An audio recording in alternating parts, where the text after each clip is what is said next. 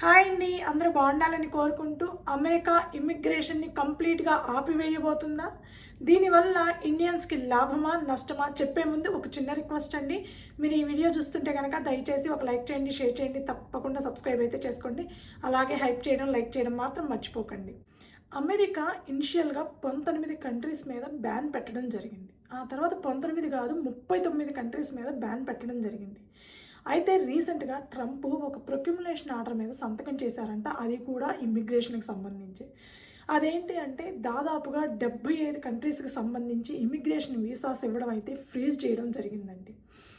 అంటే ఆ ప్రొక్యుములేషన్ ఆర్డర్ బయటికి ఎప్పటి నుంచి డెవలప్ చేస్తారు అని అంటే మేబీ నెక్స్ట్ మంత్ నుంచి అది అమల్లోకి వచ్చే అవకాశం కనిపిస్తుంది, లేదా ఇమ్మీడియట్ ఎఫెక్ట్లో అమల్లోకి రావచ్చు అనమాట.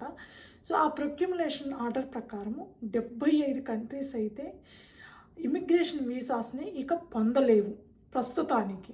ఆ 75 కంట్రీస్లో మన నైబర్ కంట్రీస్ అయిన నేపాల్, పాకిస్తాను, అలాగే Russia, south American countries, Brazil ఇలాంటి కంట్రీస్, అలాగే మిడిల్ ఈస్ట్ కంట్రీస్ కొన్ని, అలాగే ఆఫ్రికన్ కంట్రీస్ కొన్ని, ఇలా 75 కంట్రీలను అయితే ప్రస్తుతానికి ఇమ్మిగ్రేషన్ వీసాస్ ఇవ్వడం అయితే కంప్లీట్గా ఆపేస్తున్నారండి, పాస్ చేస్తున్నారు. వాళ్ళు మళ్ళీ ఎప్పుడు అప్లికబుల్ అవుతుంది, మళ్ళీ ఎప్పుడు నార్మల్ చేస్తారనేది ఎవరికి తెలియదు. కాకపోతే ఈ 75 కంట్రీస్లో మన ఇండియా ఉందా లేదా అంటే ప్రస్తుతానికైతే ఈ ఇమిగ్రేషన్ వీసాస్ ఆపేసే కంట్రీస్ లిస్ట్లో అయితే ఇండియా లేదండి. ఇండియన్స్కి ఎలాంటి ప్రాబ్లం లేదు. కాకపోతే ఈ 75 కంట్రీస్ మీదుగా ఎవరైనా ట్రావెల్ చేసినా కూడా వాళ్ళని అమెరికాలోకి ఎంటర్ అవ్వనివ్వకపోవచ్చు కూడా. సో ప్రస్తుతానికైతే ఈ 75 కంట్రీస్లో ఇండియా లేదు. ఇండియన్స్ ఎవరైనా అమెరికాకి ట్రావెల్ చేయొచ్చు, అందులో ఎలాంటి ప్రాబ్లం లేదు. ఎందుకు ఆల్ ఆఫ్ సడన్ 75 కంట్రీలని డైరెక్ట్గా ఇమ్మిగ్రేషన్ ప్రాసెస్ అంతా ఫ్రీజ్ చేస్తున్నారు, ఇమ్మిగ్రేషన్ వీసాస్ ఇవ్వడం ఫ్రీజ్ చేస్తున్నారు ఈ కంట్రీస్కి సంబంధించి అని అంటే బేసిక్గా చాలా కంట్రీస్ వల్ల, అంటే ఈ 75 కంట్రీస్లో కొన్ని కంట్రీస్ వల్ల అమెరికా సెక్యూరిటీకి సంబంధించి, భద్రతకి సంబంధించి కొంత ముప్పు ఉంది అని భావిస్తున్నారు. దానికి ప్లస్ ఈ 75 కంట్రీస్లో కొన్ని కంట్రీస్ వల్ల అమెరికా ఆర్థిక వ్యవస్థ మీద భారం పడుతుంది. అమెరికా వెల్ఫేర్ బెనిఫిట్స్ ఏవైతే ఉన్నాయో అవి ఈ కంట్రీస్ పొందుతున్నాయి. వాళ్ళకి యాక్చువల్గా అవసరం లేదు, అయినా కూడా అమెరికా నుంచి బెనిఫిట్స్ పొందుతున్నాయి. దానివల్ల అమెరికా ఆర్థిక వ్యవస్థ మీద భారం పడుతుంది. సో ప్రస్తుతానికి ఈ ఇమ్మిగ్రేషన్ వీసాస్ అన్ని ఫ్రీజ్ చేయాలి అని డిసైడ్ చేయడం జరిగిందనమాట. ఏంటి అమెరికన్ బెనిఫిట్స్ అని అంటే అమెరికాలో చాలామందికి వాళ్ళ ఆర్థిక పరిస్థితిని బట్టి కావచ్చు, ఏదైనా కావచ్చు, మెయిన్గా నేపాల్ లాంటి కొన్ని కంట్రీస్కి అమెరికాకి డైరెక్ట్ గ్రీన్ కార్డు వస్తుందండి. ఎలా అంటే వాళ్ళకి మనకి H1B లాటరీ సిస్టమ్ లాగా కొన్ని కంట్రీస్ ఎలిజిబుల్ అవుతాయి. ఒక లాటరీ సిస్టమ్ ఉంది గ్రీన్ కార్డు కూడా. సో దానికి ప్రతి సంవత్సరం 50,000 వీసాల వరకు, 50,000 గ్రీన్ కార్డుల వరకు ఇష్యూ చేస్తూ ఉంటారు. వాళ్ళు వాళ్ళ కంట్రీలో ఉండే అమెరికా గ్రీన్ కార్డుకి అప్లై చేసుకొని స్టేటస్ చేంజ్ వాళ్ళ కంట్రీలో ఉన్నప్పుడే అమెరికన్ ఎంబసీకి వెళ్ళి చేయించుకొని డైరెక్ట్గా గ్రీన్ కార్డు తీసుకొని అమెరికాకి రావచ్చు అనమాట. సో అలా వచ్చిన వాళ్ళు అమెరికన్ వెల్ఫేర్ బెనిఫిట్స్ ఏవైతే ఉన్నాయో ప్రతి విషయంలో ఆ బెనిఫిట్స్ని ఎక్కువగా యూటిలైజ్ చేసుకుంటున్నారు, ఎక్కువగా తీసుకుంటున్నారు. ఈ 75 కంట్రీస్ లిస్ట్లో ఇండియా ఎందుకు లేదు అని అంటే ఇండియన్స్ ఈ అమెరికన్ వెల్ఫేర్ బెనిఫిట్స్ ఏవైతే ఉన్నాయో వాటిని తీసుకోవడం అనేది చాలా అంటే చాలా తక్కువ అండి. ఈవెన్ నాన్ ఇమిగ్రెంట్స్ కూడా కొన్ని వెల్ఫేర్ బెనిఫిట్స్ అయితే తీసుకోవడానికి ఎలిజిబుల్లే, కానీ తీసుకోరు. ఎందుకు అని అంటే గ్రీన్ కార్డ్ ఇచ్చేటప్పుడు కరెక్ట్గా ఇవన్నీ చెక్ చేస్తారండి. మీరేమన్నా బెనిఫిట్స్ పొందారా అమెరికన్ గవర్నమెంట్ దగ్గర నుంచి, ఎలాంటి బెనిఫిట్స్ పొందారు, ఇవన్నీ చెక్ చేస్తారు. మీరు ఎలిజిబుల్లా కాదా అనేది చూస్తారు. ఎలిజిబుల్ కాకుండా ఉంటే కనుక తీసుకోవచ్చు. ఎలిజిబుల్ అయ్యి కూడా మీరు ఎలిజిబుల్ కాకుండా మీరు ఆ బెనిఫిట్స్ అన్నీ తీసుకుంటే కనుక మీకు గ్రీన్ కార్డ్ ఇచ్చే అవకాశం అనేది చాలా అంటే చాలా తగ్గిపోతుంది. సో గ్రీన్ కార్డ్ ఇచ్చేటప్పుడు ఇవన్నీ చెక్ చేస్తారనమాట. ఈ కొన్ని కంట్రీస్కి ఏంటంటే డైరెక్ట్గా గ్రీన్ కార్డ్ ఇవ్వడం వల్ల వాళ్ళు వచ్చి డైరెక్ట్గా అమెరికన్ బెనిఫిట్స్ అన్నీ తీసుకోవడము, కొంతమంది డబ్బుల కోసమో ఆశపడో ఇంకొక దానికోసం ఆశపడో ఆ బెనిఫిట్స్ అన్నీ యూటిలైజ్ చేసుకుంటూ ఉంటారు.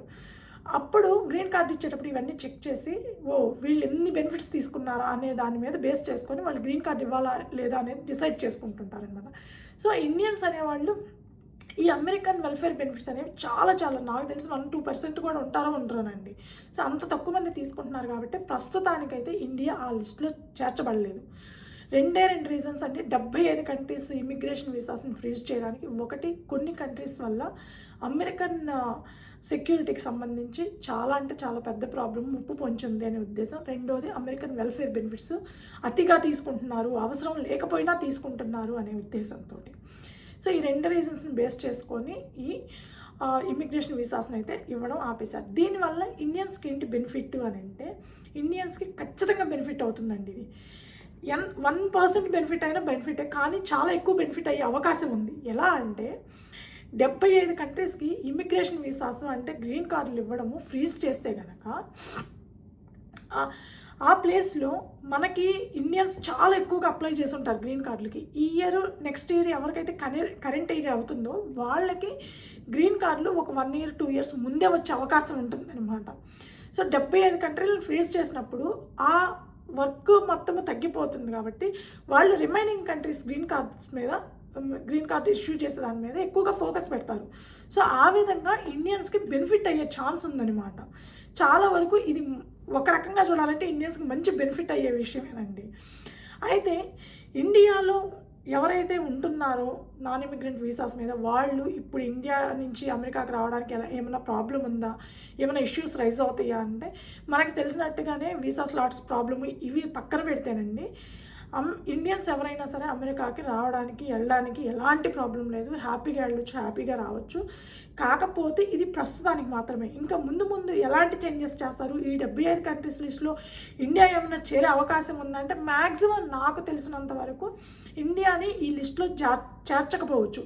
ఇండియా, చైనా లాంటి కంట్రీస్ ఈ లిస్ట్లో చేరకపోవచ్చు అండి. ఎందుకంటే మన వాళ్ళు కానీ ఈ చైనీస్ కానీ ఈ వెల్ఫేర్ బెనిఫిట్స్ అనేవి తీసుకోవడం చాలా అంటే చాలా తక్కువ కాబట్టి, సో ఈ లిస్ట్లో ఇండియన్స్ అయితే చేరే అవకాశం చాలా అంటే చాలా తక్కువ. కాబట్టి ఇండియన్స్కి అయితే ఎలాంటి ప్రాబ్లం లేదు, ఇంకా అడ్వాంటేజ్ అనే నేను చెప్తానండి. సో మంచి అడ్వాంటేజ్ అనమాట. ఎవరైతే గ్రీన్ కార్డు కోసం సంవత్సరాల తరబడి వెయిట్ చేస్తున్నారో వాళ్ళతో కొంచెం ముందుకు పుష్ అయ్యే అవకాశం ఉందన్నమాట. సో ఇమ్మిగ్రేషన్ వీసాస్ ఆపేయడం అని అంటే, యాజ్ ఆఫ్ నౌ మనకు తెలిసింది గ్రీన్ కార్డు ప్రాసెస్ ఏదైతే ఉందో అది ఫ్రీజ్ చేస్తున్నారు.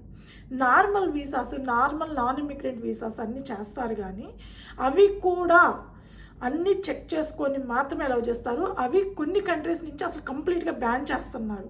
ఈ నాన్ ఇమిగ్రెంట్ వీసాస్ ఇవ్వడం కూడా కొన్ని కంట్రీస్ నుంచి అసలు కంప్లీట్గా తీసేస్తున్నారు. అయితే రిమైనింగ్ కంట్రీస్ అన్నీ నాన్ ఇమిగ్రెంట్ వీసాస్ ఇచ్చే అవకాశం ఉంది, కానీ దానికంటే ముందు క్లియర్గా చెక్ చేసుకొని ఇచ్చే అవకాశం ఉంది. ప్రస్తుతానికైతే గ్రీన్ కార్డులకు సంబంధించి ఫ్రీజ్ చేస్తున్నారనమాట. సో వీళ్ళకి ఈ 75 కంట్రీస్కి గ్రీన్ కార్డు, ఇమిగ్రెంట్ వీసాస్ అంటేనే గ్రీన్ కార్డులు అండి.